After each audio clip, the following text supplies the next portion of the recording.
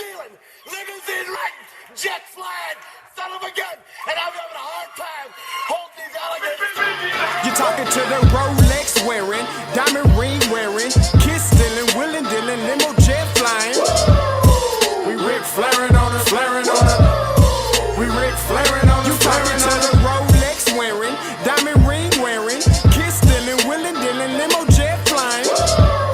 We Rick flaring on us, flaring on us. Jack, we Rick flaring on us, flaring on us.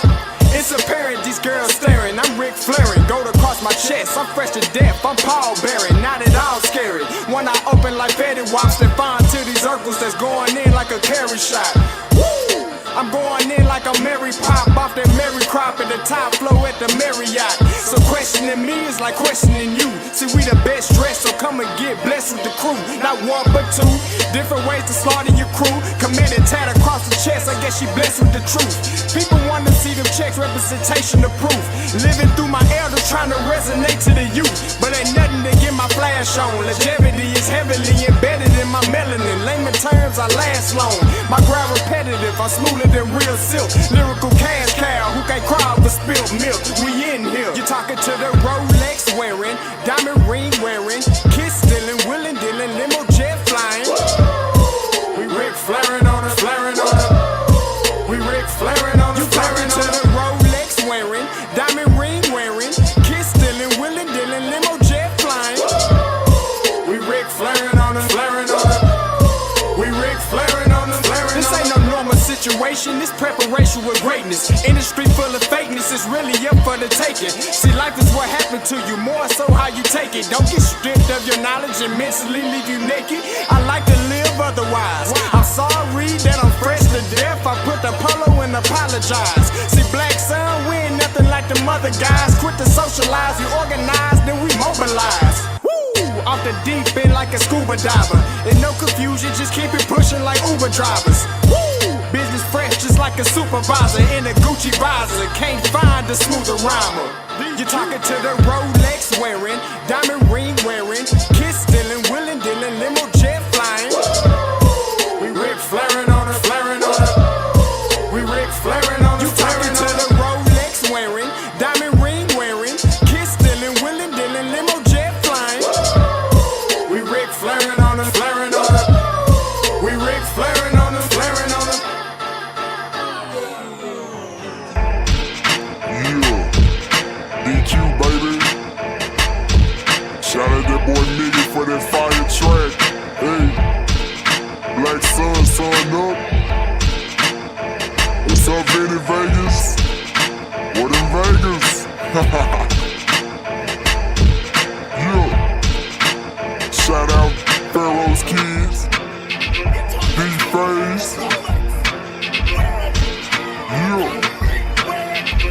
Bubba C,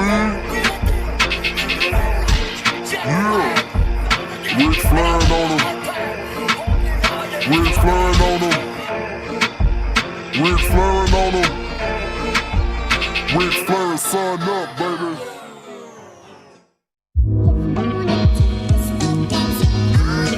Hey, yo, Scotty, you going crazy for this one. We see what you're doing, we salute you. Hey, let's get it started. It's backpack, capital one. What's in your wallet? Got a call from my man A. Scott. I said I got it. Love that you highlighting all of these black colleges. Try to pay me for doing this. Look, bruh, if you don't get off my line with that foolishness, voice of the swag, pull up where you at, no cap. If the Brody is speaking the soft facts, my advice, tune in to every show. Captain Petty, but we know that the sergeant is with the smoke. Speculate, just tell me what is we doing. Get into it, okay, look, I'ma say this and keep it moving. My boy Scotty, man, he offered the leash. Black grad, paying college, I'm glad that he called me. Walking, cause we all been taught that talk is cheap. Even primetime knows Scott for the HBCU streets.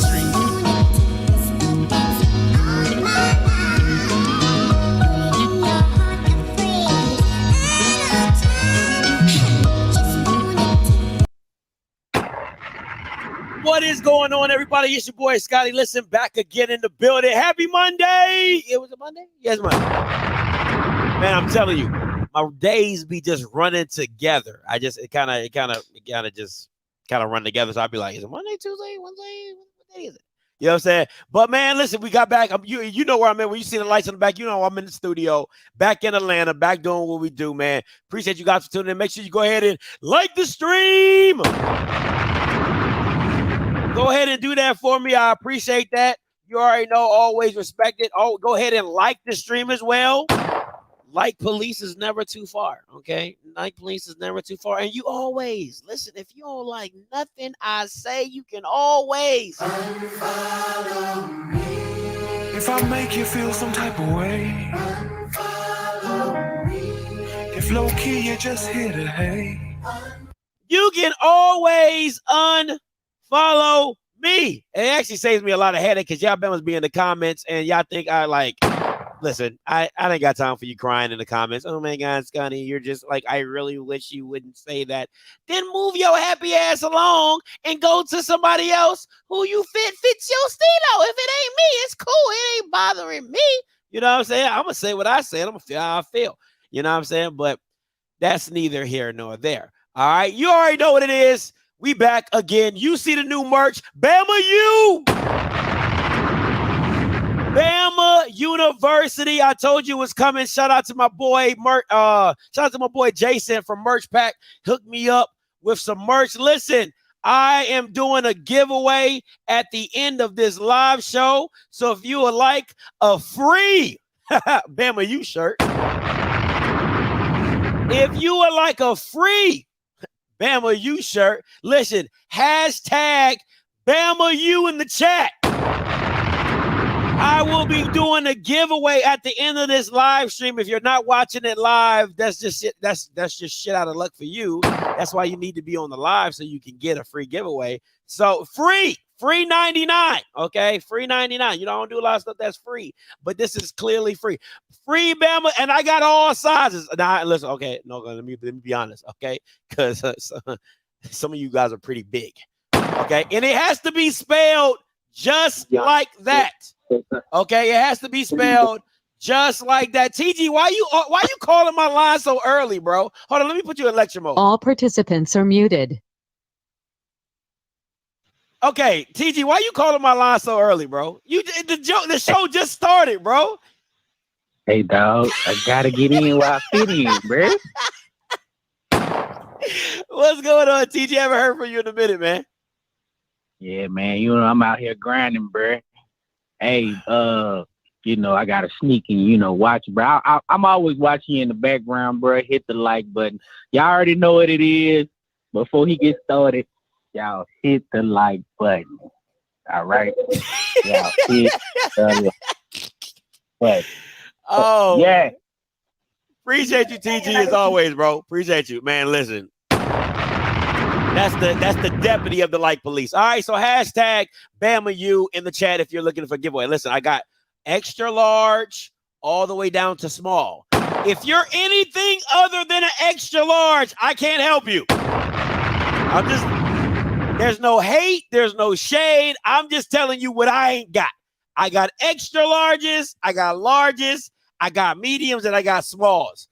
If you are above that, I ain't got nothing for you. So just go ahead and just go ahead and retract that hashtag Bama U, because if it comes your way, you're probably going to use it as like something to wash your car with. You know what I'm saying?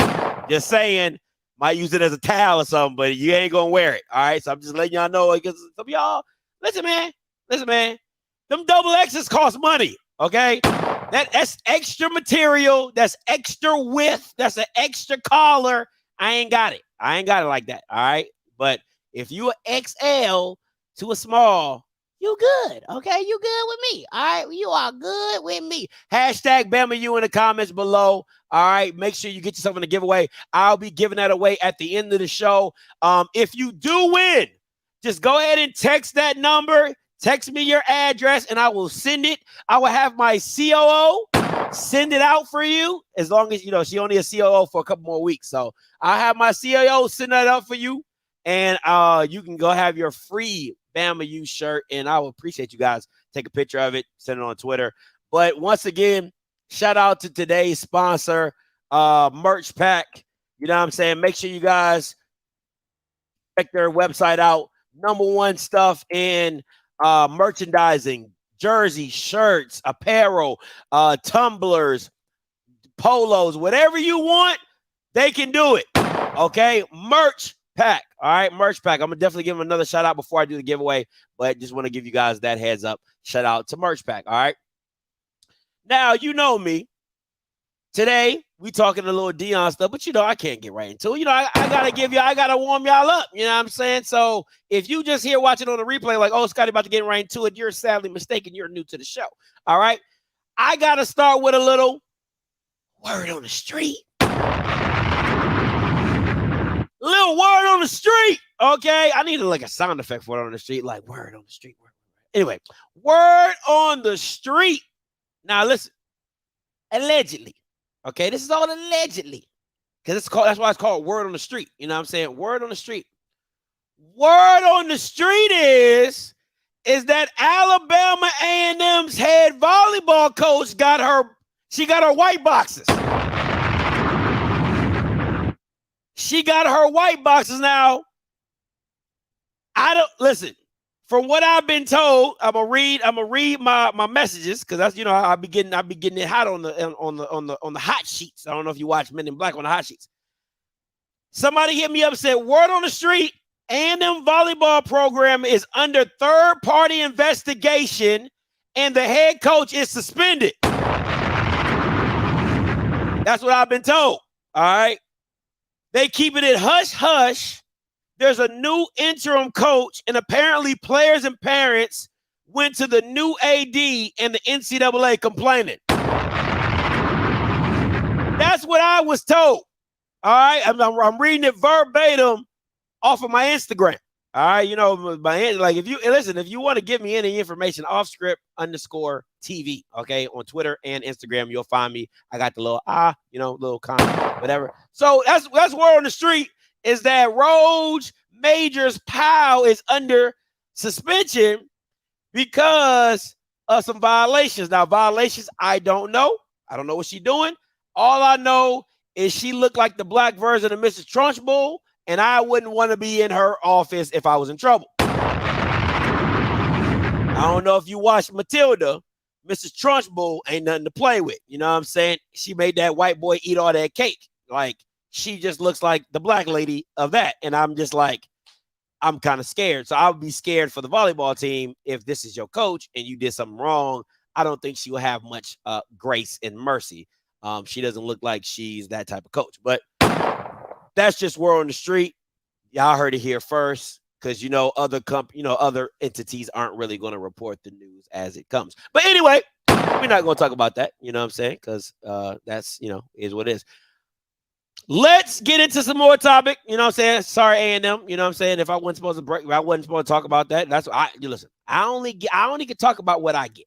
Okay, I only can talk about what I get, and that's what I get. So I'm relaying the information to y'all. So we're on the street. All right, listen. This is Off Script's top 5 draft specs. This is my top 5 HBCU draft prospects.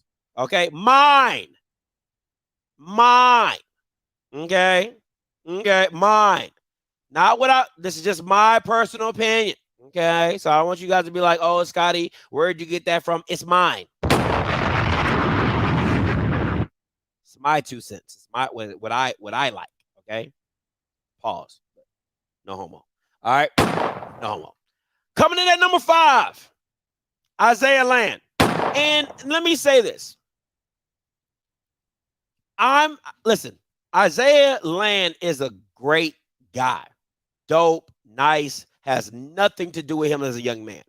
I'm just not a fan of his game. I don't think I liked seeing him play linebacker at the Senior Bowl. I thought he did pretty decent. I thought FAMU did him a disservice by not putting him at linebacker more often.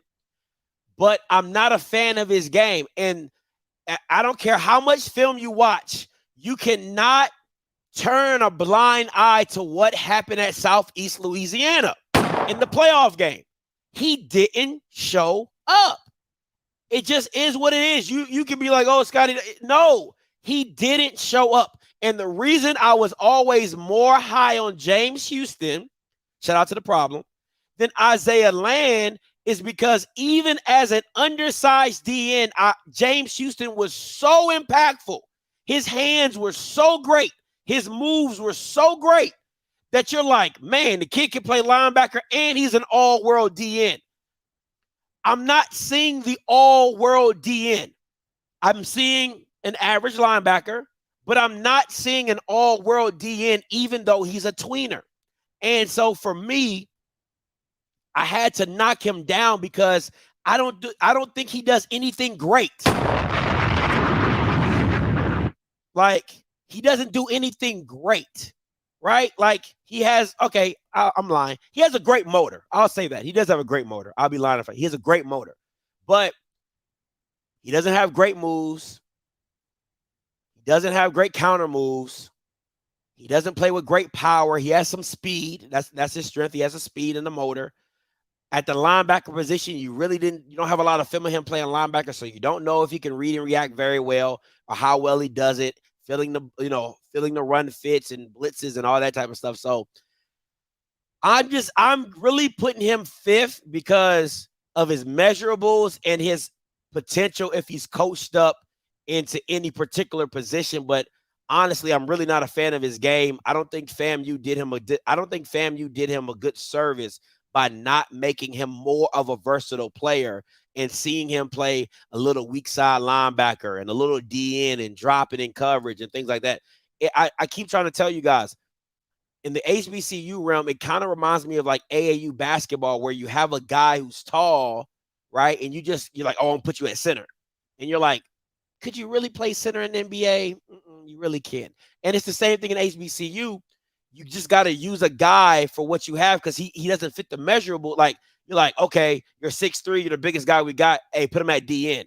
When realistically, he probably should have been a linebacker, a weak side linebacker, a middle linebacker, something like that. Maybe even a strong safety. You know what I'm saying? I'm being very facetious. I mean, I'm stretching it, but you get what I'm saying. He could have been a lot more versatile with his tweener, his build, his size.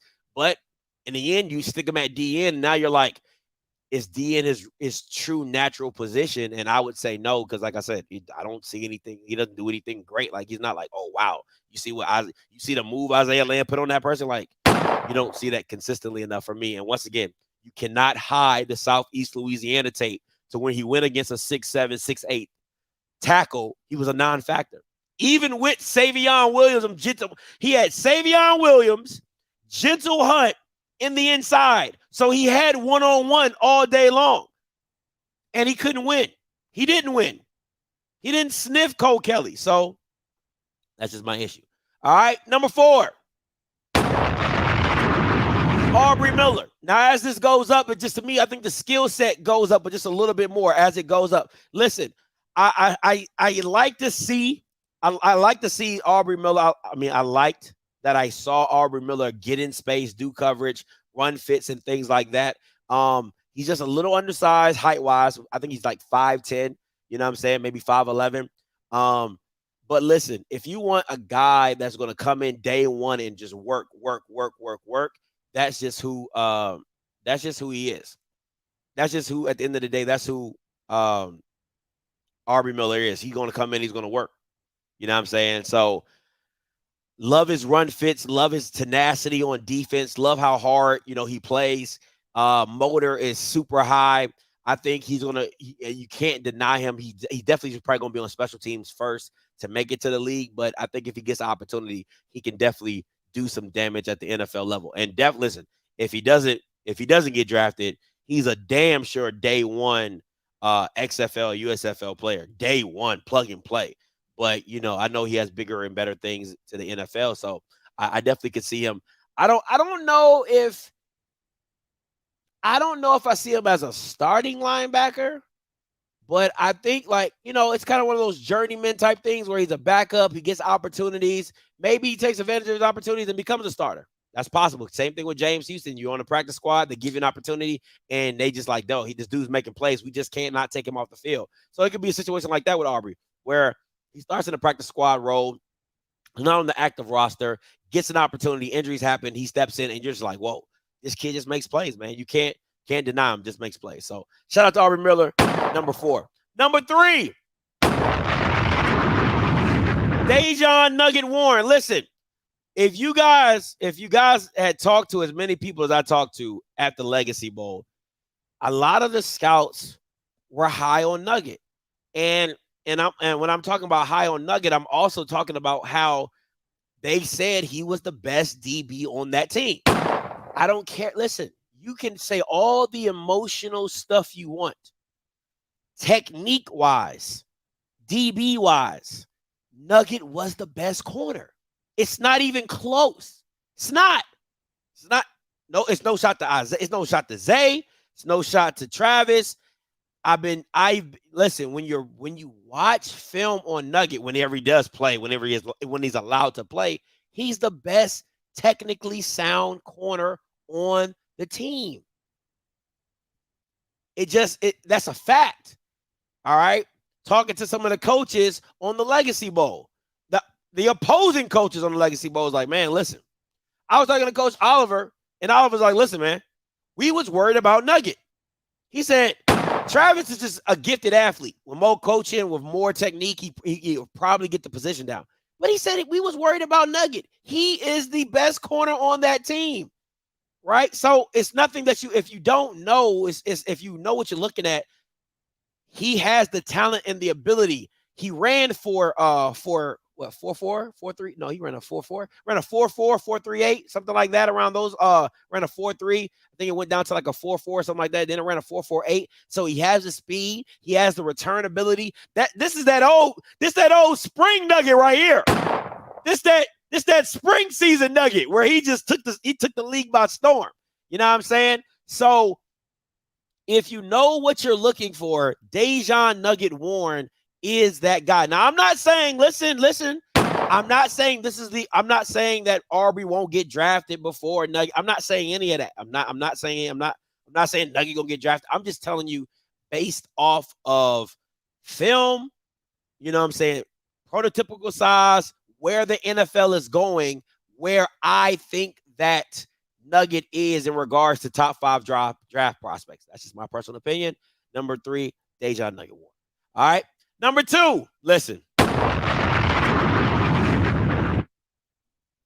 If this dude's stock isn't through the roof, I don't know what to tell y'all.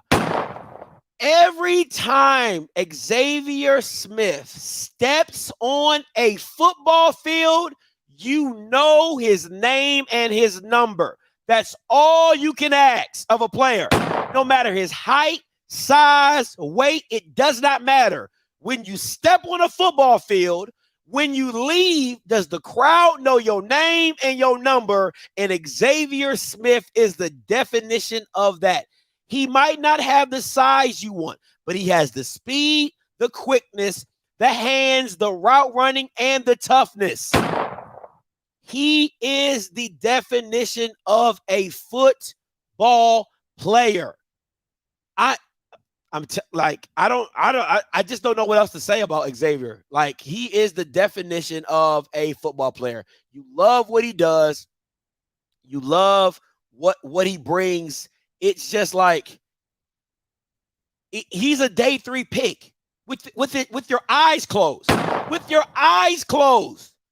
He should be a day 3 pick no matter what.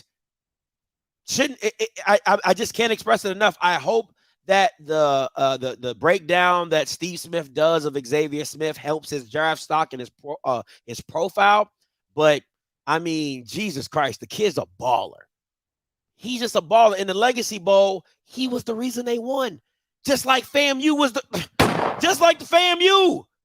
He was the reason they won at FAMU. It doesn't, everywhere he goes, winning follows and production follows. Don't matter what the quarterback is. Could be me back there throwing the ball. I'm gonna get about 3 catches out of Xavier Smith. So Xavier Smith, number 2.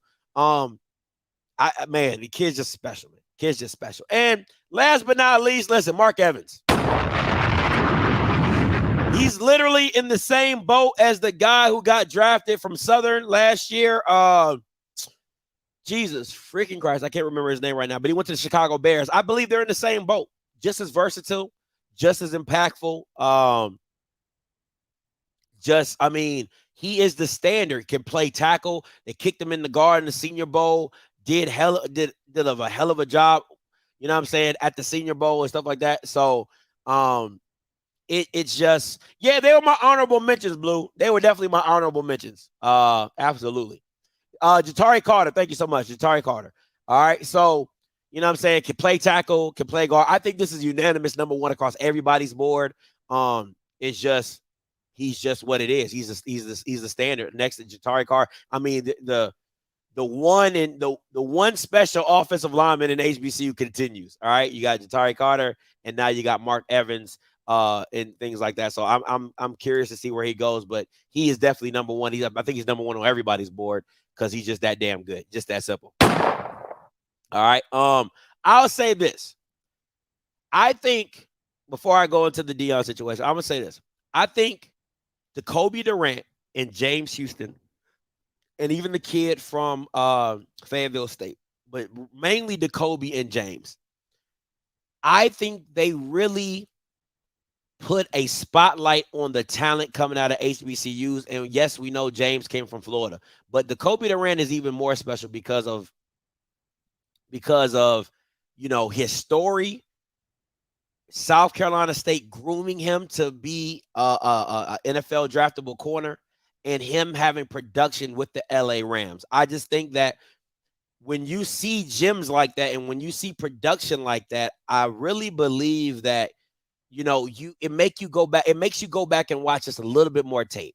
It makes you go back and watch and say, can we find a gem? And I think that gem for this year is Xavier Smith. I really honestly believe that Xavier Smith is going to be in that line. I think Jatari Carter, solid player for Chicago Bears.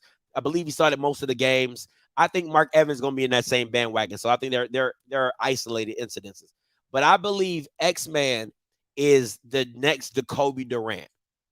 Like, even though he was drafted in the 4th round, I do believe that Xavier Smith would have that type of production and that impact on a team. I really honestly believe that. So the same way Jacoby Durant had an impact for the LA Rams, I believe Xavier Smith can also have that. See? So shout out to Jacoby Durant. I agree. I absolutely agree, Zoe. Absolutely agree. And if you could get him for a cheap, and see, this is the thing, and I'm glad you said that, Zoe. This is my issue. That's why you see players like Isaiah Land, a R.B. Miller, a who else? Maybe like a Dallas Daniels, a Jordan Nelson, a Cam Peterson. They'll probably go undrafted. Why? Because you don't want to be the GM that used a draft pick to get them and then they fall through. But they'll happily take you as an undrafted free agent.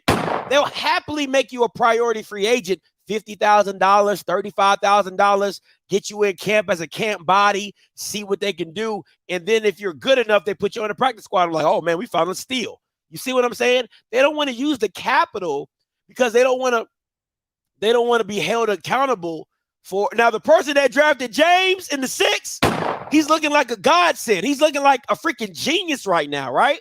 Because based off his production alone, he's a 2nd-round pick. Maybe possibly just off of James Houston's production alone, he's probably a 1st-round pick because think about the games he didn't play. Aiden Hutchinson played the whole season, and I think, if I'm not mistaken, either James Houston has 1 sack more than him or they're tied. Played the whole season. So if I'm the GM that drafted James Houston in the 6th, I'm looking like the man of the year. You see what I'm saying? I got a high value with a low pick. So it's like, wow, I'm a genius. So I think you see a lot of that, and I agree with Zoe. You see a lot of that where, we'll wait later or we'll try to get you as a priority free agent. We'll try to get you on the back end. You know what I'm saying? James has 1 less sack. Now let's do this. Let's do this. If James Houston plays the whole 2 things. If James Houston plays the whole season, he's probably the rookie of the year.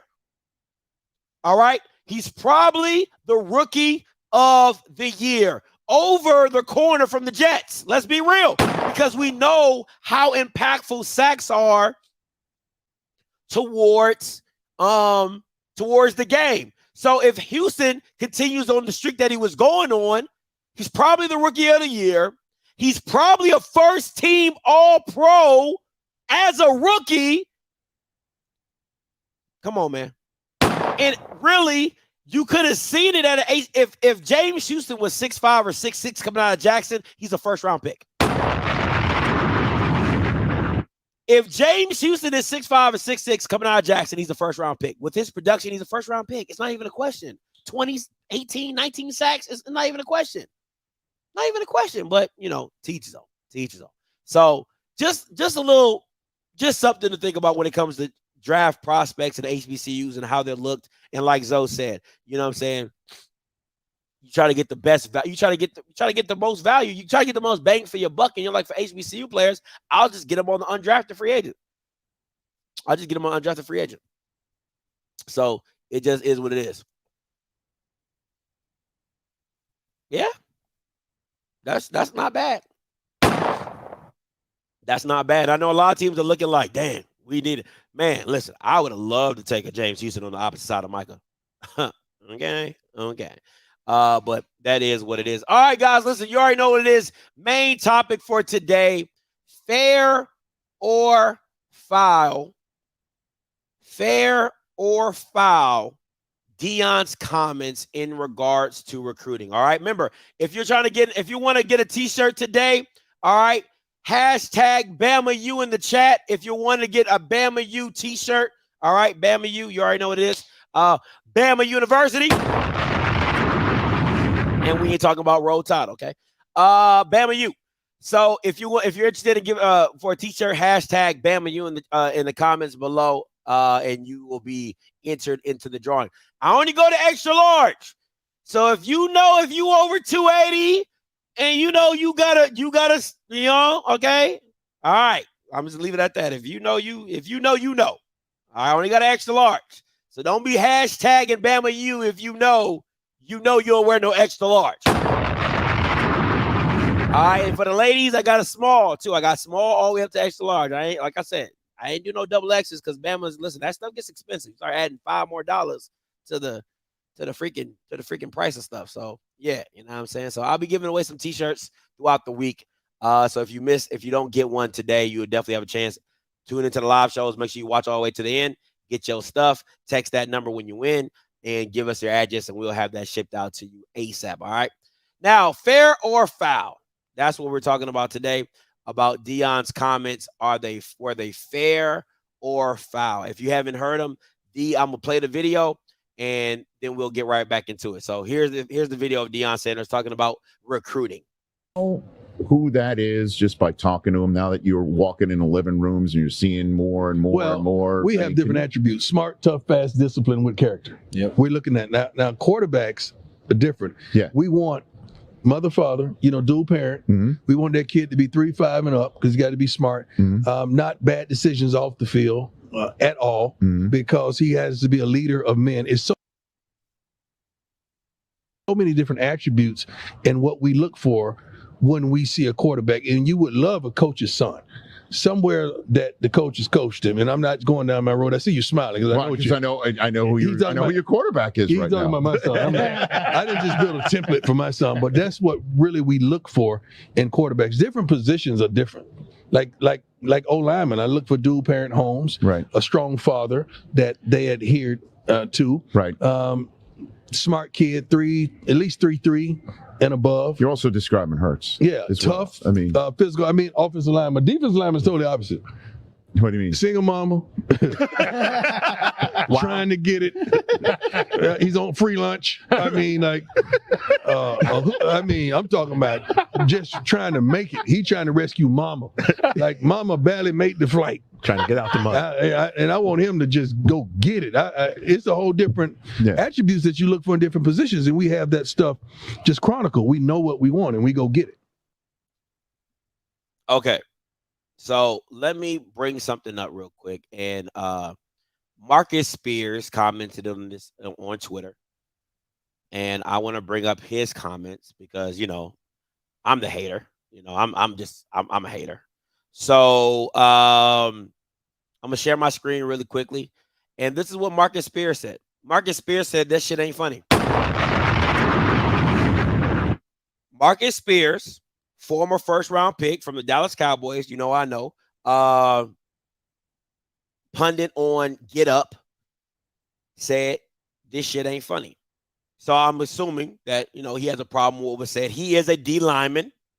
All right. He is a D lineman. If you don't know, D tackle by trade. And that was his response to it on Twitter. But I'm a hater. You already know what it is. Call lines are open. 518-263-8124, 518-263-8124. Now, listen, this is my issue with the comments. One, right? Because I know a lot of you guys are going to be like, oh, Scotty, this is how all coaches feel. I'm going to say this.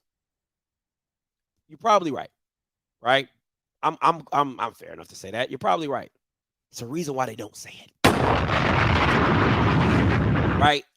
There's a thing about Deion that I've always said to you guys, even when he was in this space, unlike other YouTubers, is that sometimes he just needs to shut up. Sometimes you don't have to say everything, right? You can shut up. Now, my first issue when I heard it, I'm like, a two-parent household as a quarterback. Your son doesn't even come from a two-parent household. What sense does that make? Somebody, that is the definition of like hypocritical. Your son, Shedeur Sanders, did not grow up in a two-parent household. If you don't believe me, take your ass to Deion's Family Playbook on YouTube, type in Shedeur divorce, and you'll see Shedeur crying about him having to leave his dad and go see his mom and doing all this stuff. So the mere fact of the matter that your own damn child didn't grow up in a two-parent household is idiotic. My second point, when did it become a problem? When did it become a standard that, oh, I'm going to go get if my offensive linemen don't have two-parent households, I'm not recruiting them. That shit's dumb. Nick Saban don't give a damn if you got he don't give a damn if you getting raised by your grandmama. You think Urban Meyer, he had damn near murderers on his team. You think he gives a damn about who you getting raised by? No, he cares about who is leading you, your decisions, and your mindset. And are you talented? Do you really believe the shit that comes out of Deion's mouth? Do you think that he would give a damn if his D lineman was 6'6" with a two-parent household? The shit Deion be saying is just to talk. This is the same guy who everything he did was, oh, I gotta get mama. I gotta get mama out the hood. I gotta get mama out this. I gotta get my mama out of this. Gotta get my mama out of this. You was a DB. You was a DB. So that's like Terry Bowden saying, you know what? I don't get DBs with single parent households because they don't eat enough. Yeah, you know, with a single parent household, he ain't gonna be eating enough. You know what I'm saying? He's gonna be too frail. I need my DBs to be bigger.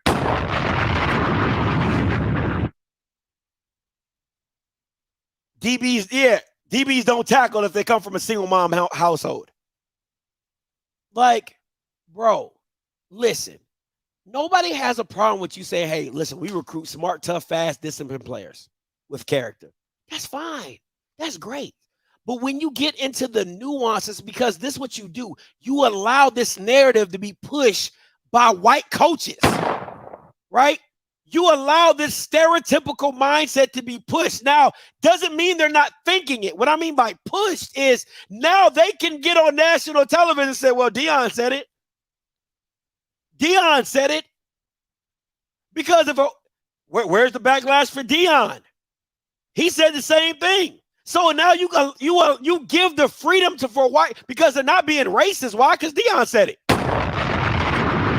And we could get into the N-word and all that if y'all want to go there with it, because I got the Deion the Deion disciples talking about, oh my God, what about the N-word? If you want to talk about that, we can go there. But what I'm saying is you open these doors up for these conversations about our black men and women. Bro, we know who Nick Saban is not recruiting. His team is like 70% black. So is the Bama Ohio State. And now you're adding quarterbacks in that black mecca as well. So damn near 70% of college football teams are made up of black African Americans. If you don't have the best of the best, you might as well just substitute black players with bulls or dogs or horses, because that's what it's feeling like. That's what it's coming down to. If you don't have the best horse on the block, if you ain't got the best bull on the block, if you ain't got the best dog on the block, I want a dog that's hungry. I want a dog that his owner doesn't feed him. I want a horse that runs like the wind and doesn't need a lot. I want a horse that sits 8 foot tall. I want a bull that's bigger than the rest of them. I want the bull with the biggest horns. I want a bull that has a great pedigree. That's all. That's literally what you're doing. You're replacing animal and how you would critique an animal or a slave or whatever and just say, hey, we're going to put it into football. But it's all good because it's football.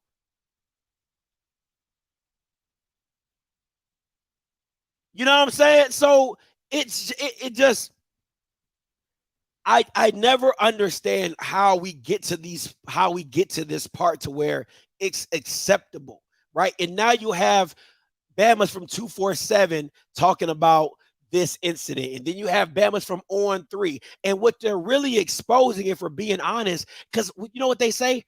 Well, I've been in a lot of rooms where coaches say this. These are how coaches think. Now, how much of a majority of those coaches are white?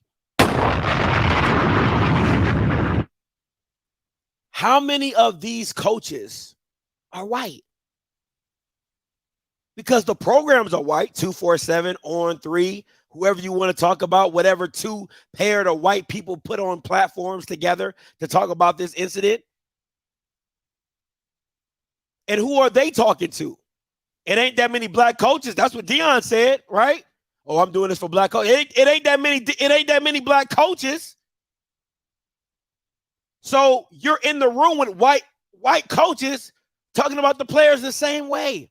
Now, I remember, and Mr. Campbell brought this up to me.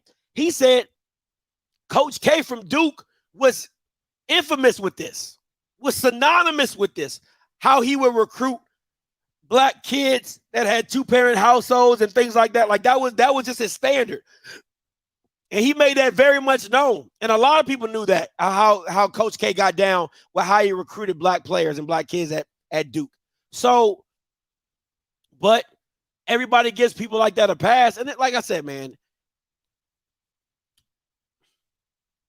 some of this stuff is like, okay, cool, that's just your preference.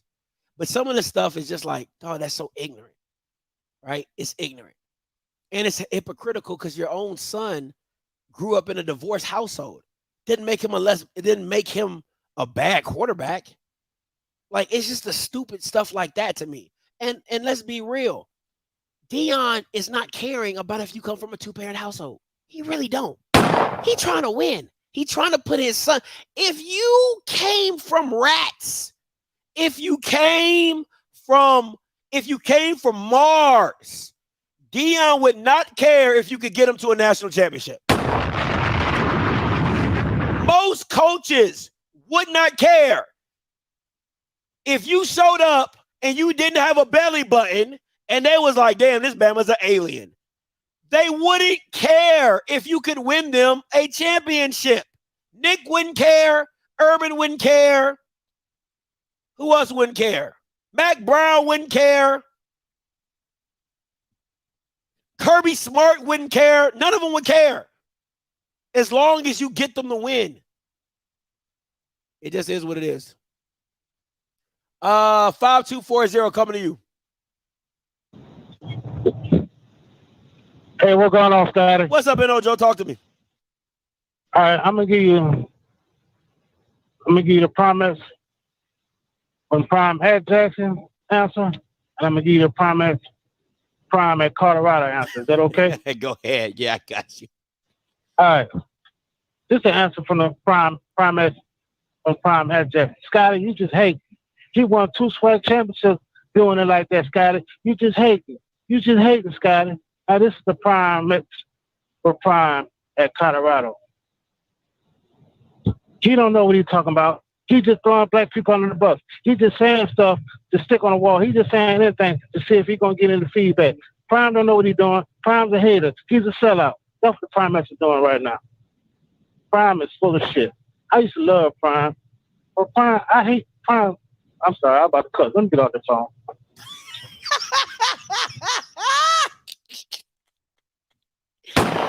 Boy, if that ain't some self-regulation right there, you good, you always good with me, man.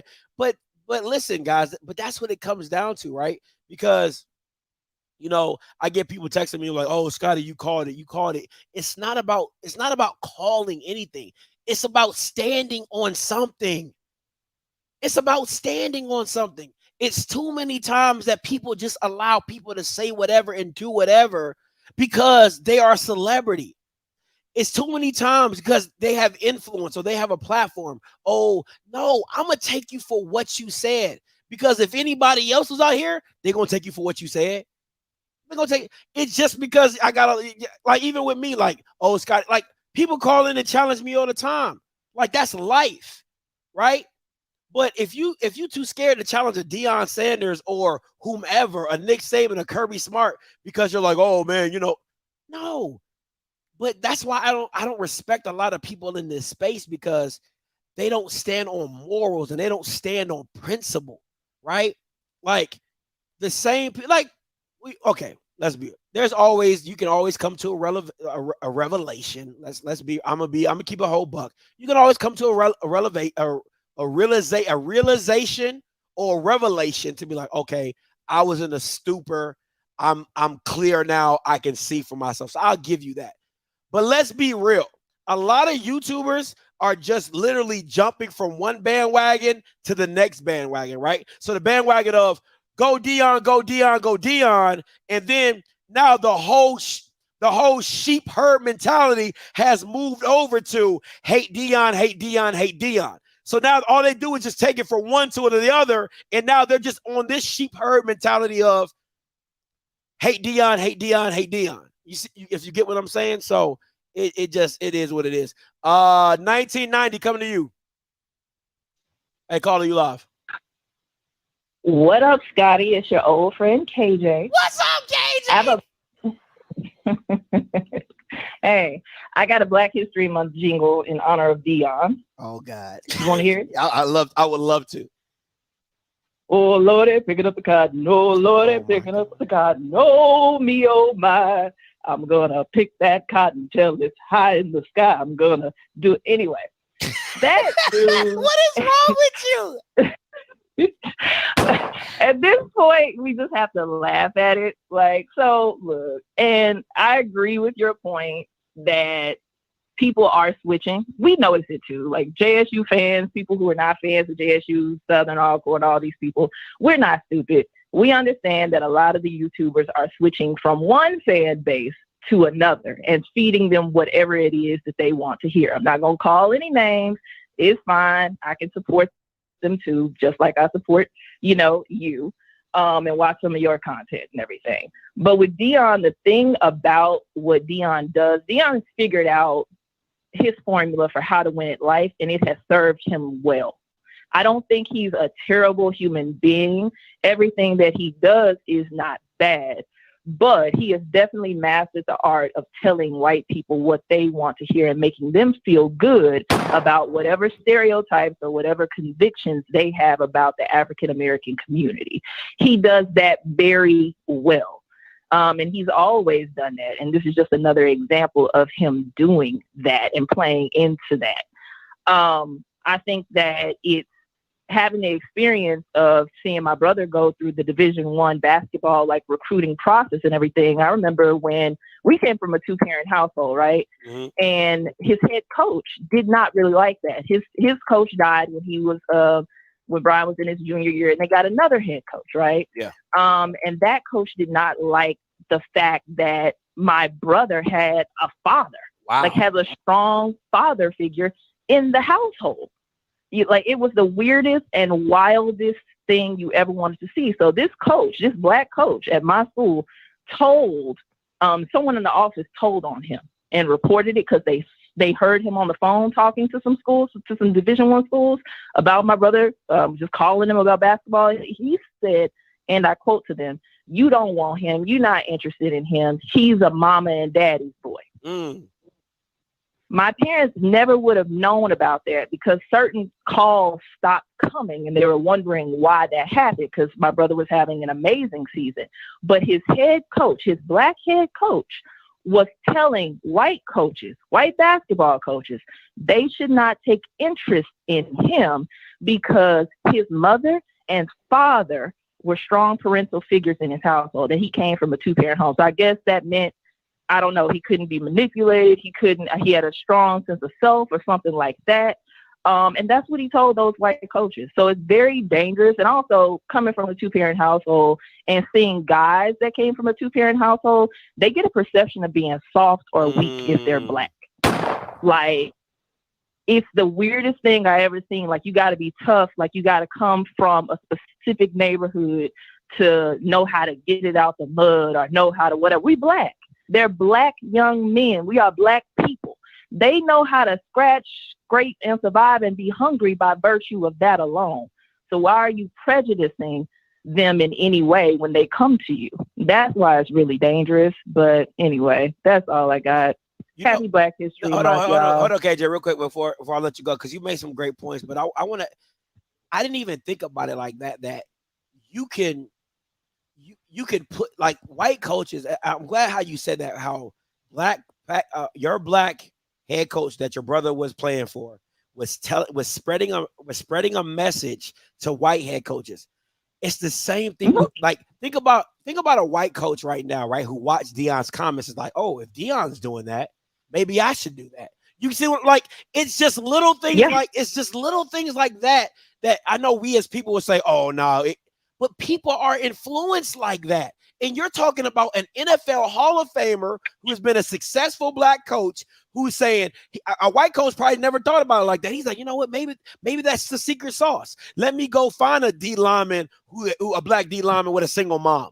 You see what I'm saying? Like, it's little things like that you don't think come on, man. Go ahead, KJ. People will follow the right person off a bridge. For Deion Sanders, I mean, I think we saw all of this, people. People are really willing to do some of everything and believe anything wholesale that he says. You have to watch the influence of your voice.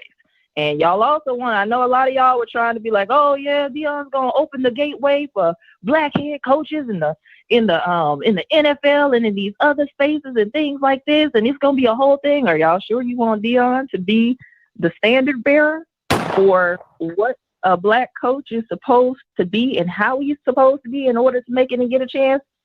Like, are you sure you would want that? Even if it was possible, are you all sure that Deion Sanders is who you want to be the standard bearer for that? That's good. Like, you should ask yourself that. That's good. But anyway, y'all have a good day.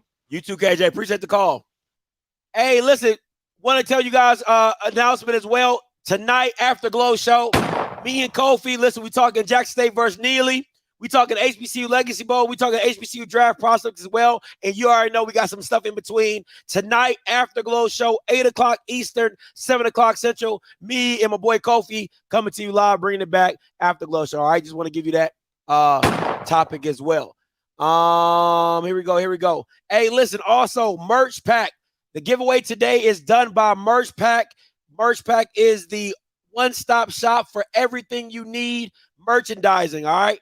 Listen, I'm telling you, there's nothing you can't do at Merch Pack. Logos, pins, papers, it don't matter, all right? all this. They got all this. All right. So whatever you need, Merch Pack has it. Once again, the giveaway is sponsored today by Merch Pack. Make sure you get your stuff. Make sure you hit them up and get your stuff done up and nice and neat and all that type of stuff, and get you a nice little screen printed Bama U shirt. All right. 7537 coming to you. Hey, calling you live. Hey, first of all, thank you for coming to the NO and enjoying yourself, big brother. And I'm glad you had your media pass. Oh, well, thank you, sir. Appreciate that. Now, I got a question. Talk to me. Did anybody really follow this man during his career? That's a good question. I mean, I watched Deion, but I didn't listen to his interviews. I was real young. You know, you got some older people in the chat. They could probably tell you something about it. Okay, there's a reason why I'm asking that. He's an athlete. Remember what Charles Barkley said on that commercial? Mhm. And everybody got mad at him? I'm not a role model. All right. Deion always said that he was what? An athlete. Take it from baseball, take it to football. Didn't matter. I am an athlete. The whole time at Florida, because he's a Florida boy through and through, he always said, I'm an athlete.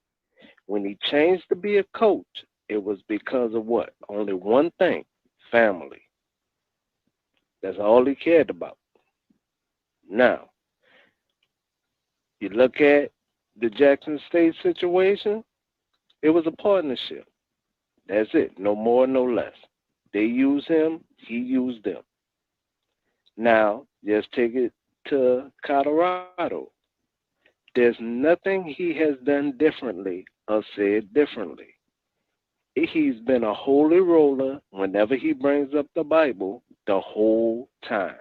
Where our big mama and big daddy will say, what? Bless their heart. That's all he has been.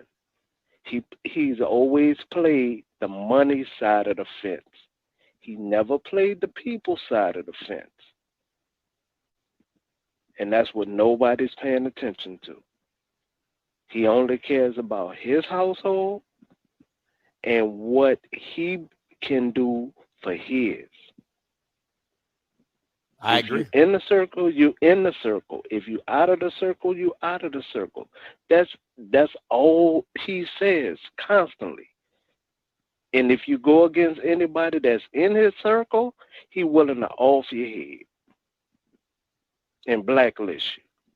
What has he done different? He did it at Jackson. Even with the 3 offers that, yes, he did turn down. It is what it is. He turned them down. But what has he done differently?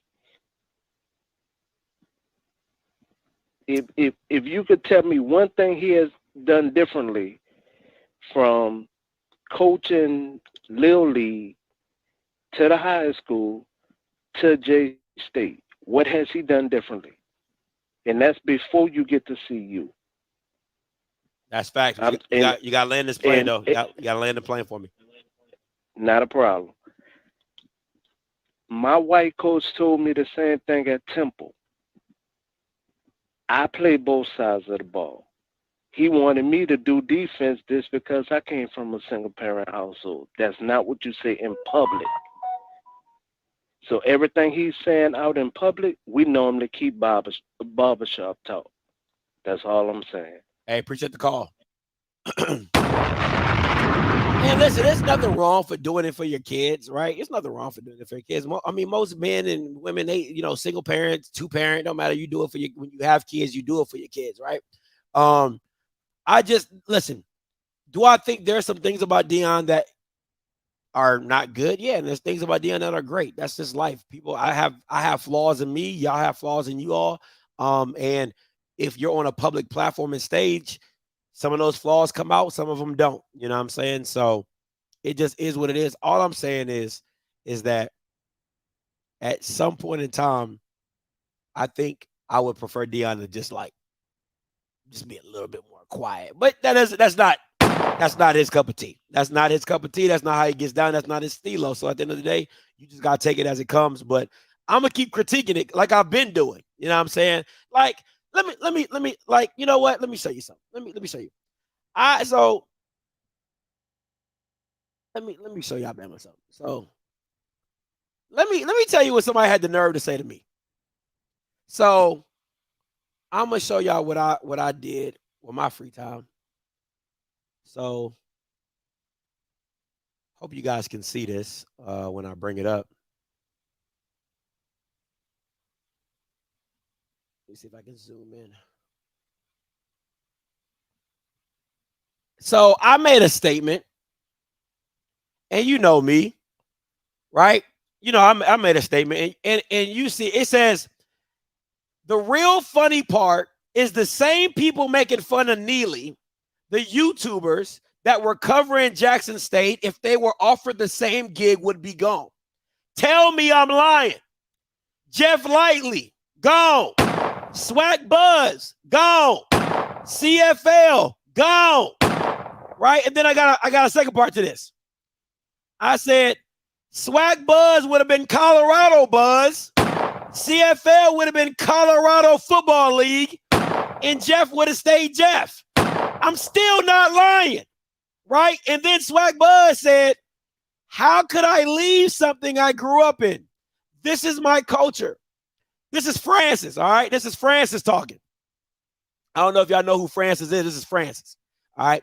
Francis said, don't even live in Mississippi now and travel back multiple times a year for game every year before prom and before YouTube. This not something you can just up and leave if you're really into it.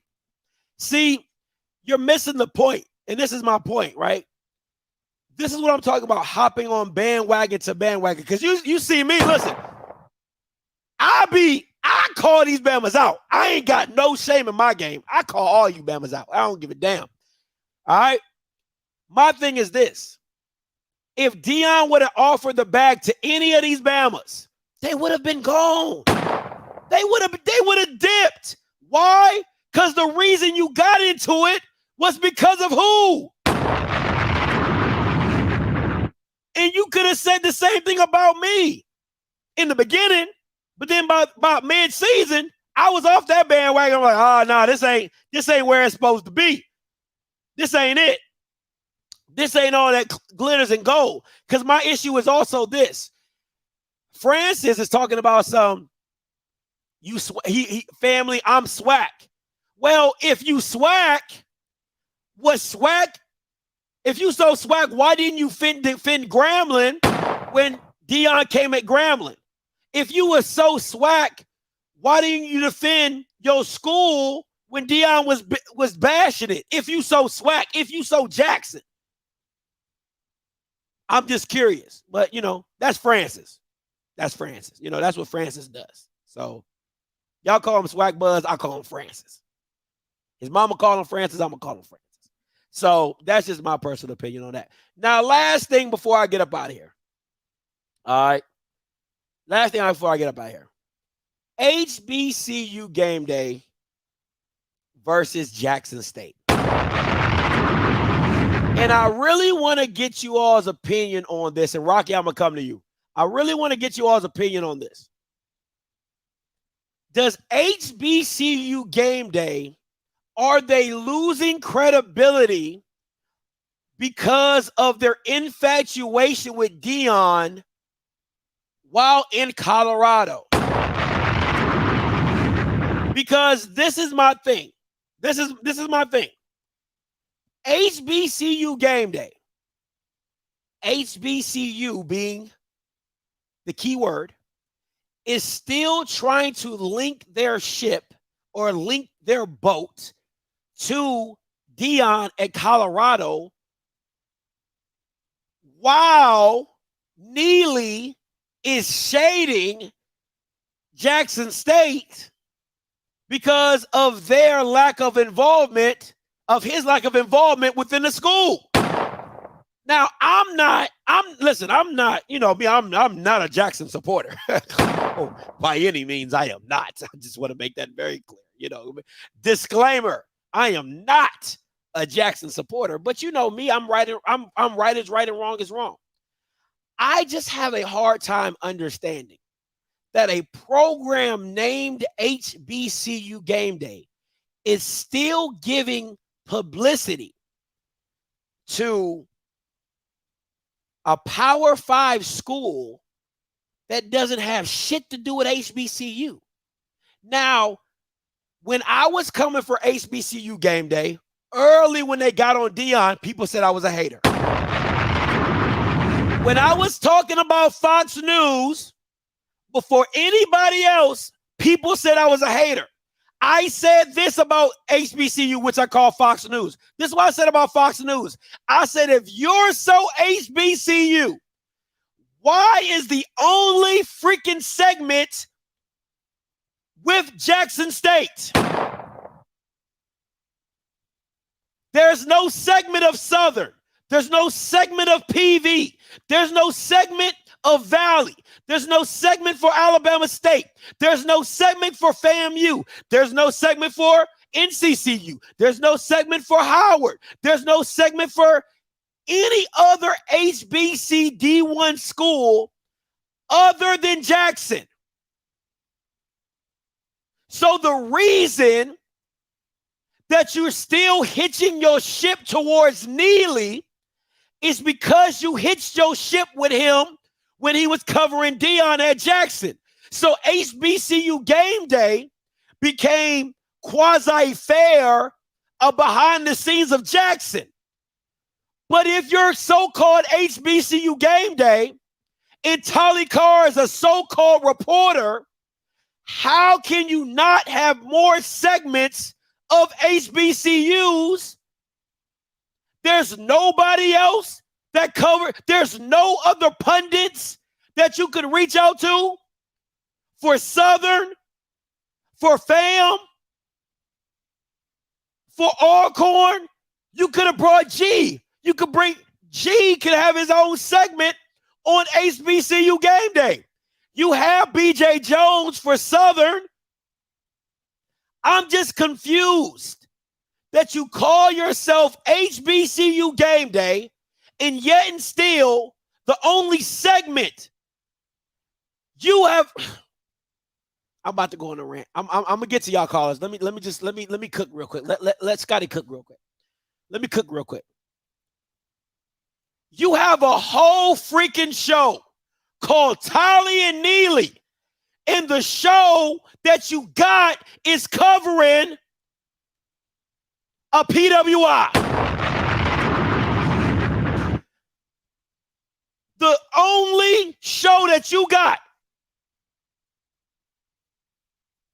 the only show that you realistically have is with a guy who has no access to Jackson anymore when you're HBCU Game Day, who's covering a PWI in Colorado for a show called HBCU Game Day. How stupid is that?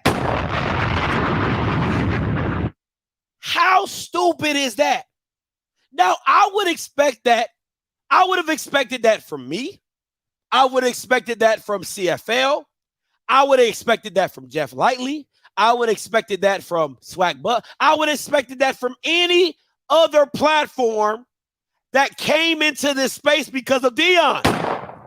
We had no loyalty to the community. But a staple. This is what y'all was telling me. This is what y'all was telling me. Oh, Scotty, HBCU Game Day. Oh, Scotty, HBCU Game Day. Now, how in the blue hell that a newcomer like me, I got more show and segments with people who went to said schools more than HBCU Game Day? With less resources. So y'all can call me whatever. Y'all can say Scotty this, Scotty that. Listen, all I'm gonna do is tell you the truth. All I'm gonna do is give you the pill that's going to open your eyes like in the Matrix. That's all I'm here to do, is give you your eyes to really see what this shit is going on. You know what I'm saying? Because it just doesn't make sense that somebody called HBCU Game Day would not bet on the culture, but yet sell themselves short for Deion for clicks. I'm going to say that again for the people in the back if you missed it.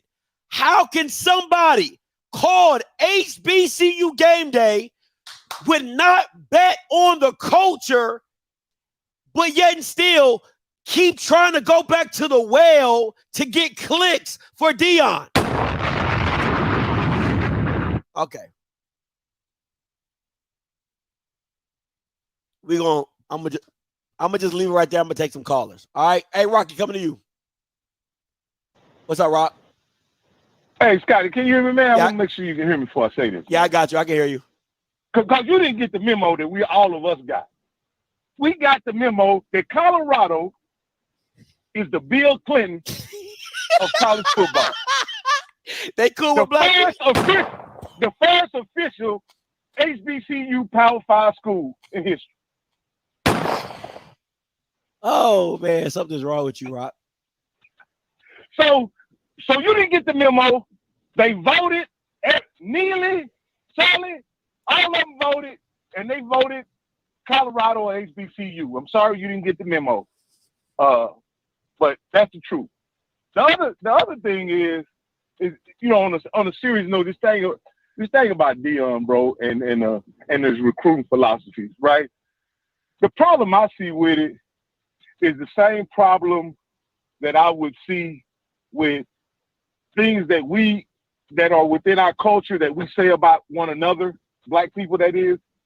If we say them in public around white people, there's a reason why we don't say them around white people, right? It's because those white people will take it out of context and then use it against us. You understand? So that's why we don't say families, we don't talk family business in front of strangers, because they'll take that out of context and use it against us and use those things to prejudice against. So these are the same things that guys like Lamar Jackson and Jalen Hurd and Patrick Mahomes and all these are things that those guys are going to have to overcome, and those future guys are going to have to overcome, and it almost will be sanctioned, approved discrimination because Coach Prime endorsed it. You know what I mean? And it will happen at different levels, right? It will happen all the way down to where they coaching daddy ball in Little League, and they'll tell little Jerome, hey, little Jerome, you can't play quarterback because you don't come from a two-parent home. Your daddy in the pen. You know what I mean? Mm-hmm. Those are the places where the discrimination will begin. This discrimination will not begin at the Power 5 level. It's going to start much sooner than that. And with Deion saying that, that's what I think is problematic about it. I understand what Deion is saying. I understand the context in which he's putting it in. But for him to say it that way publicly and then to make a joke about it puts kids in those situations at a disadvantage when they're trying to be quarterbacks, when they're trying to be offensive linemen. And it puts a stigma, quite honestly, on defensive linemen and their intelligence level. You know what I mean? If you're too, because he essentially says you can be too smart, you can be too educated, you can be too disciplined, you can even hold those things against a kid if he's a defensive lineman. I think those are all things that are problematic. But last thing I want to say before I get out, Scotty, is I don't blame Tully and HBCU Game Day, Swag Buzz, and them cats that's doing the Deion thing. Because you got to look at what them checks look like before Deion and what them checks look like after Deion. This your boy Rocky, and I'm out. I appreciate it, Rock. Hey, man, y'all can catch Rocky on Tuesdays right here on Off Script. Got his own show doing this thing, man. How does the kid feel sitting at home putting in the work that's from a single family home? How does he feel That is a good question, Robe. That's a good question. 9894 coming to you. Hey, Scott, how you doing, man? I'm doing well. How about yourself, sir? Real good, Scott. You know what? I just want to say a couple of things. I'm an analytical analysis. I do analytical analysis and analytics. So anyway, I want to say this. You in this new space that has developed in the last 2.5 years, do you realize that your platform has exceeded all the others except for HBCU or Game Day, who started this space about 2.5 years ago? And there's a reason why. Combination of factual knowledge and your ability to be provocative. Okay, and that translates into money. I say all that to say this.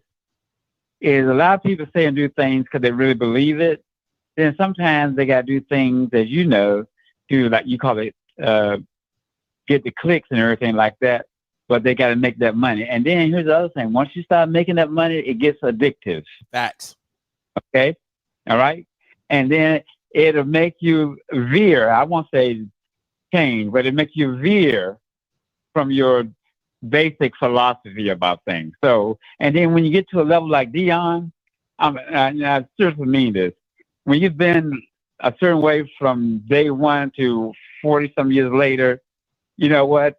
He has that ability, and it happens sometimes unconsciously, to go say what he's feeling and what he don't want to say, shouldn't say. It all becomes one thing. I saw that to say that he says what he really feels personally. He says what he hears people say in the room. He says what he has experienced. You know what I mean? And I think in that interview that he did during Super Bowl week, because I hear bits and pieces of it before in other settings and things like that, I think that's what happened. It's a combination of what he knows to be true, what he feels, and then, like I said, part of what he does is like what you do, to be provocative. You go do 20 interviews in one day, they're expecting you to say certain things like that because that's how you get the $50,000 check for being in that seat for 10 minutes. Facts. You got? So all I'm saying to you is we have to be cognizant, Deion, when you're an influencer, and like I say, even to you to a certain degree, Scott, you say something, you're serious. Something you say because you're being provocative, you create fun, and you promote at the same time. And that's why you had 13,000, and some folks been doing what you've been doing 2 years longer than you have. They ain't got the 4,000 yet. There's a reason. Viewership. So, like I said, I appreciate what you're saying, even your selection of the topic for today. Guess what? You got 283 people monitoring you, and that was a show on that's supposed to be the show about a university. They were on for 4 hours. They didn't get 190. That's how the game is played. That's how the game is played. Scotty, and one last thing. Now, I'm telling you something. And Neely getting some big checks on a monthly basis now. He might not ever have to go back to Jackson if he don't want to. Them checks ain't going to be coming in forever, though. Them checks ain't going to come in forever, though. Huh? I said them checks ain't going to come in forever, though. Hey, you know what, Scotty? If you make enough money, they don't have to come in forever. If you make enough money invested now, it don't have to come in forever. You know what I mean? You know what I'm saying? You put $500,000, $1 million in the bank, you don't have to. You can sit back and live off that, especially in Jackson. Hey, appreciate the call. Appreciate the call. Appreciate the call. Listen, man, he was. I love a little. Listen, man, I'm petty. I'm petty. I'm petty. I'm petty. I love a little mess. I love a little because listen. The only thing that really be saving a lot of people is my future wife. Like she'd be like, oh, she'd be like, she called me by my first name. She'd be like, hey, Brian, relax. Don't be doing the most. So I'll be chilling. I'll be trying to chill. But I get worked up. You must be working me up in the comments, and then I gotta start cooking members. And I want to say something, especially in Jackson, right? I want to say this. Listen, this is the problem with tearing something down and being critical of something is not the same thing.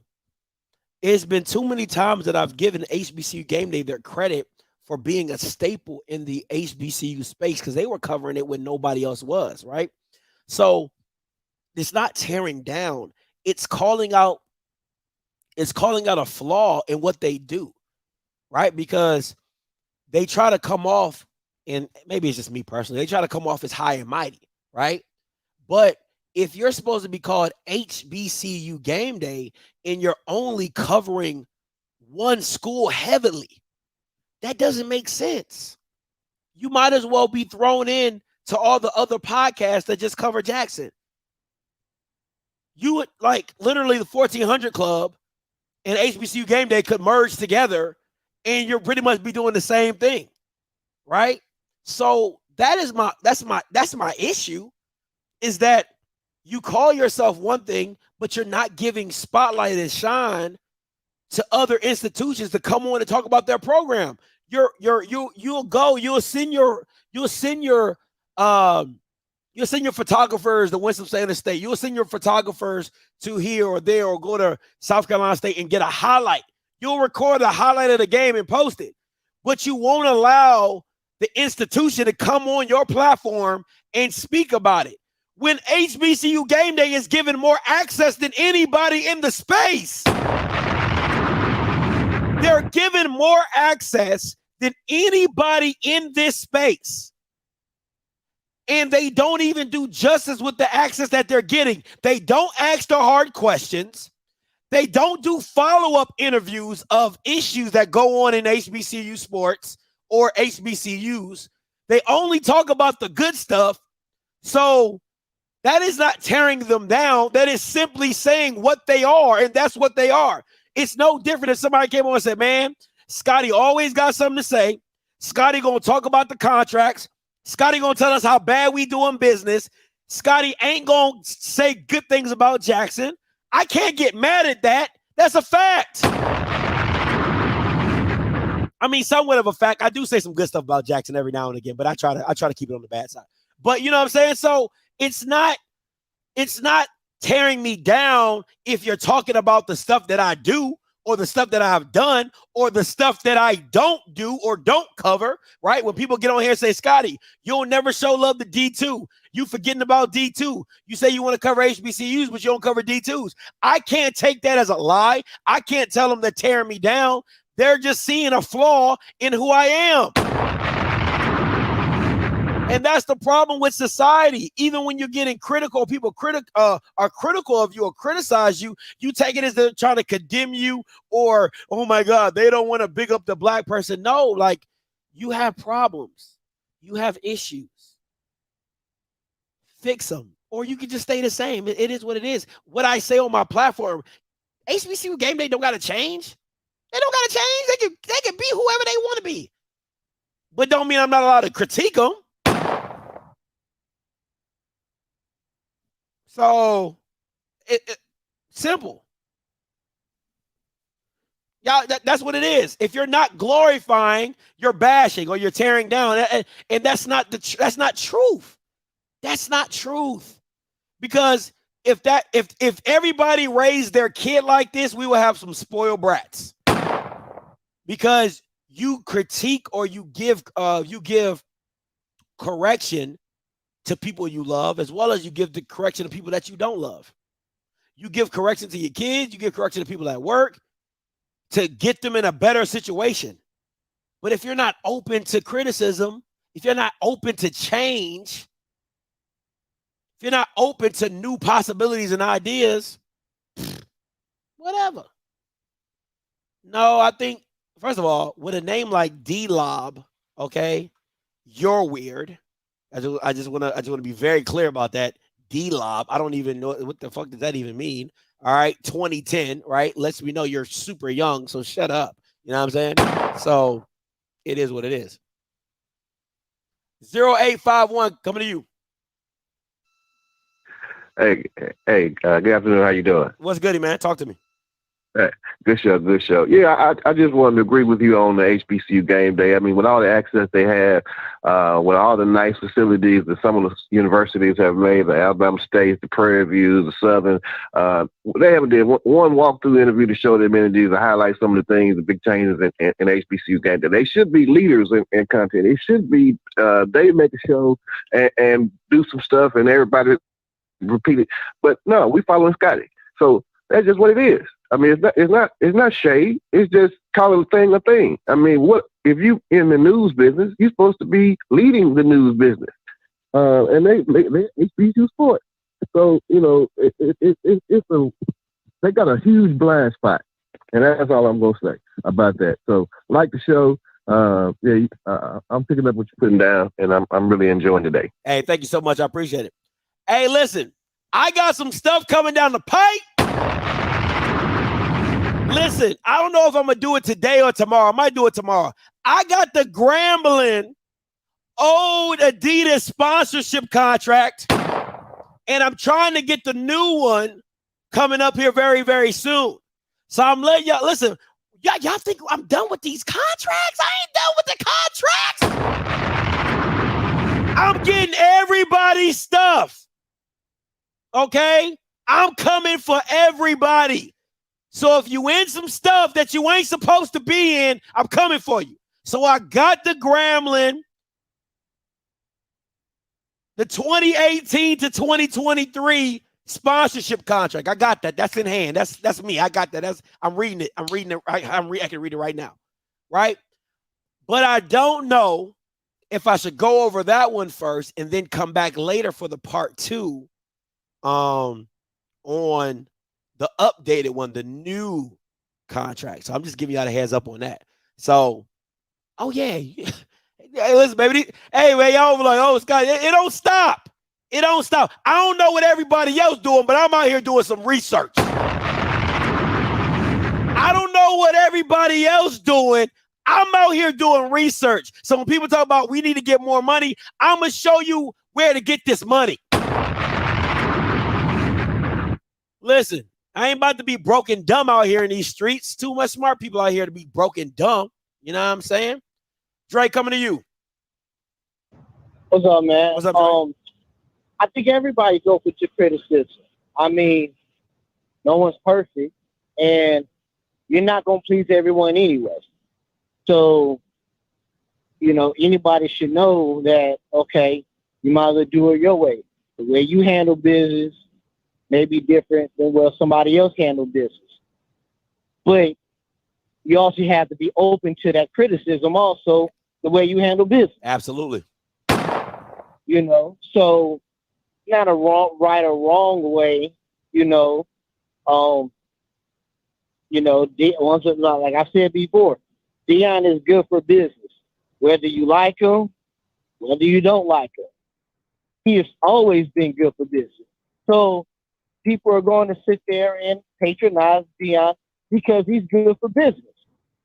Whether you talk good about him, whether you talk bad about him.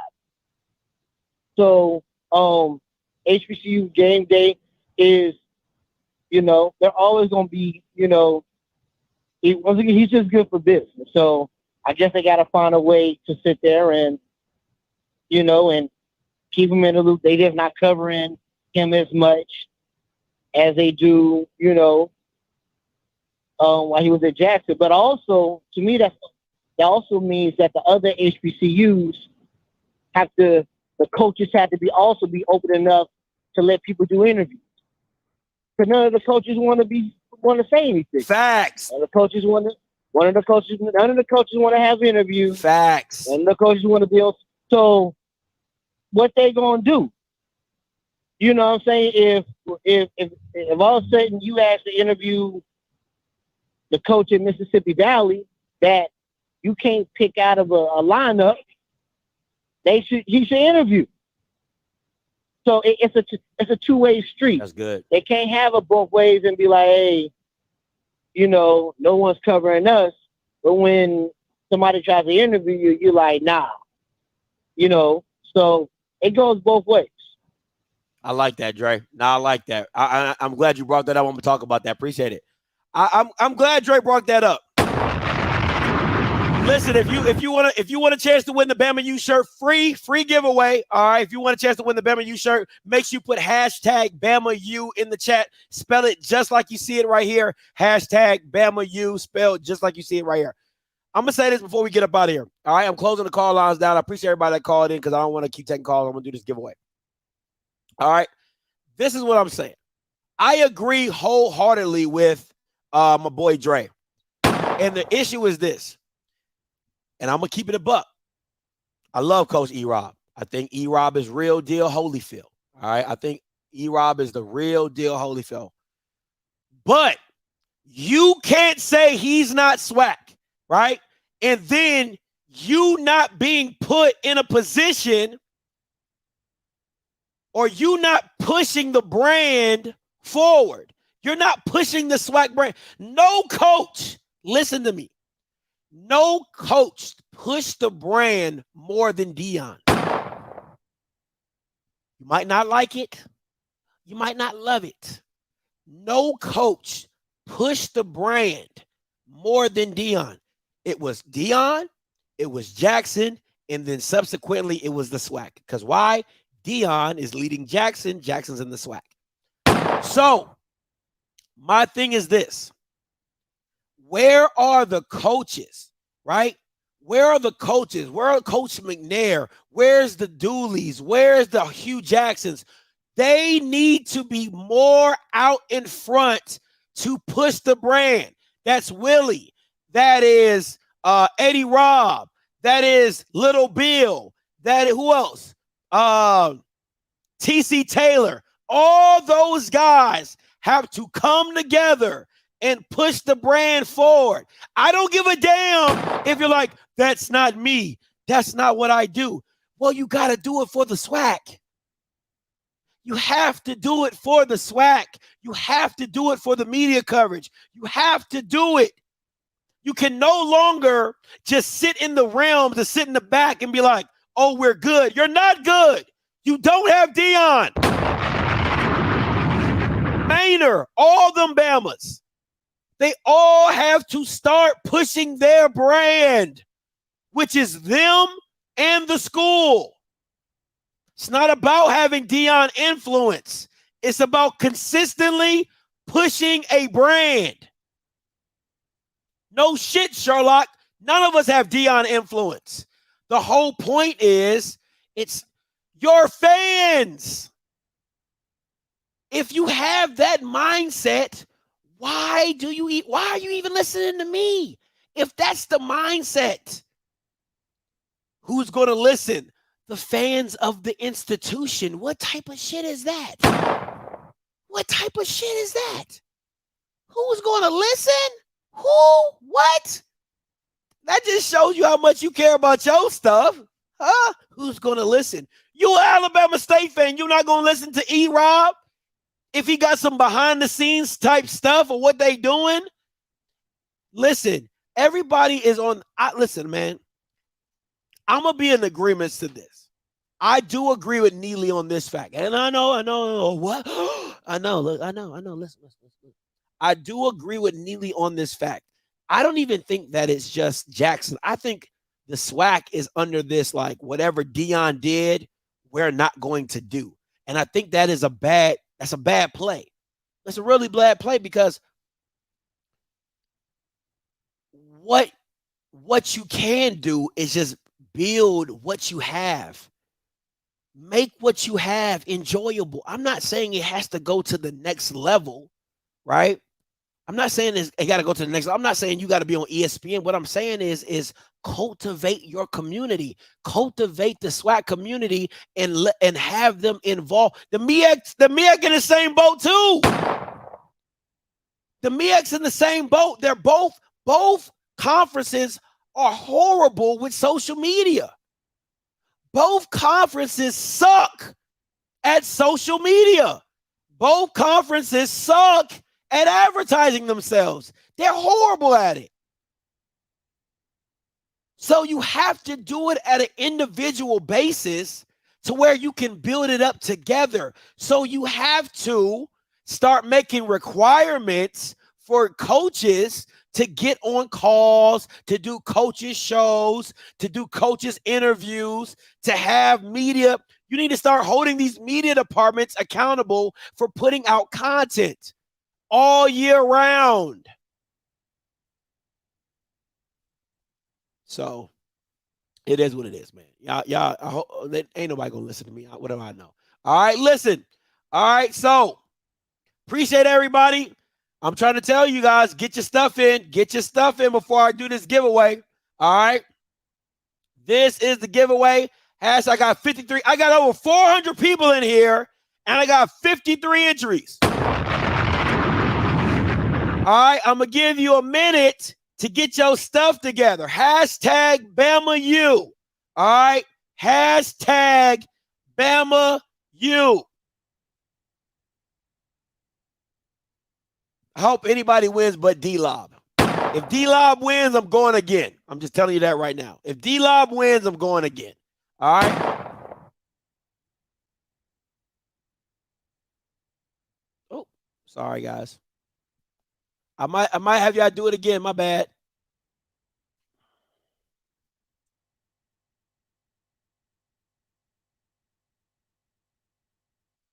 All right, so hashtag BamaU, hashtag BamaU. If you put it in again. All right. If you haven't done it, put it in again. Hopefully I can get it. I had to reset it.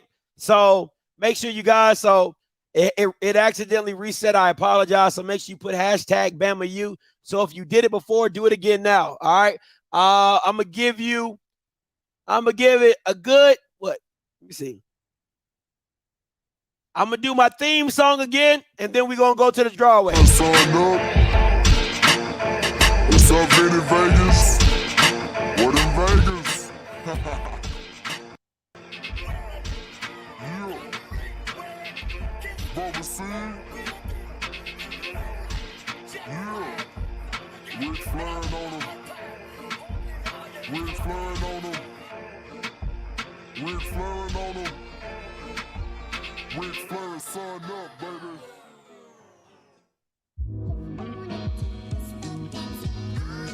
Hey, yo, Scotty, you going crazy for this one.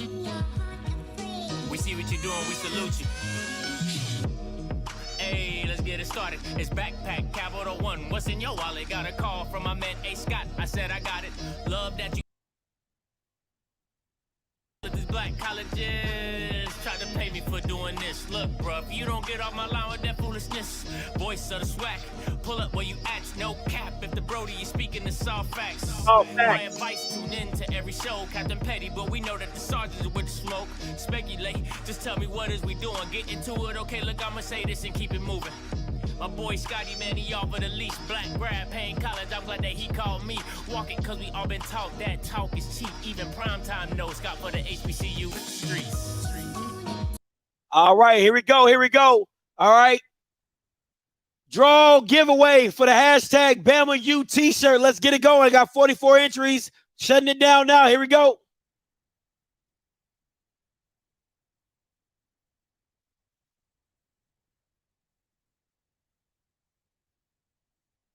Kevin Walker. Shout out to my guy, Kevin Walker. I think I have you. Hey, I know you got me in the chat. Make sure you send me your size if you are. All right. What, Kevin, you still in here? Kevin, you in here?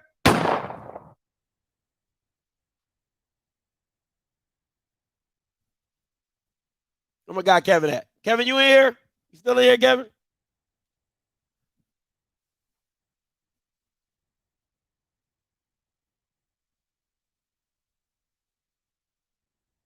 He said he not. Draw again. Damn.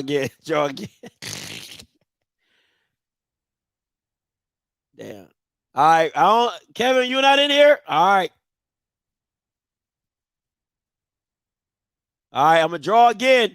Go ahead if you didn't do it. All right. Here we go. Drawing again. Sorry, Kevin. Oh, yes, he is. I see him right here. Got him. All right. Hey, Kevin, man, hit me up. Hit me up in the chat. First of all, Kevin, are you an extra large? If you were 2X, I'm going to do it again. Are you an extra large, Kevin? I want to make sure. Are you an extra large? Because I don't want you taking shirts from people if you a 2X.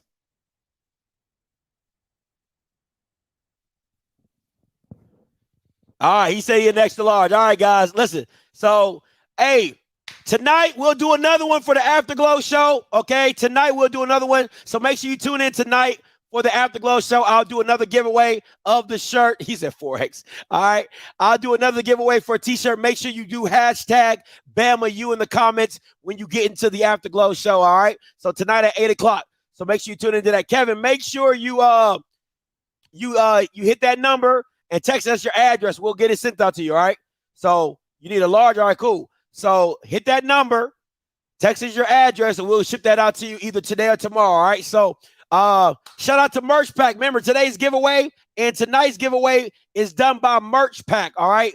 #1 source for anything custom. Merch Pack, MERCHPAK, all right? Tonight, once again, you can...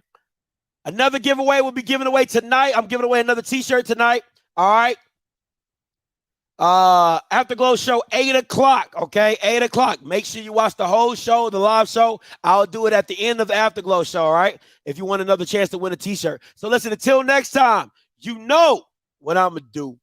I'ma holler. God bless.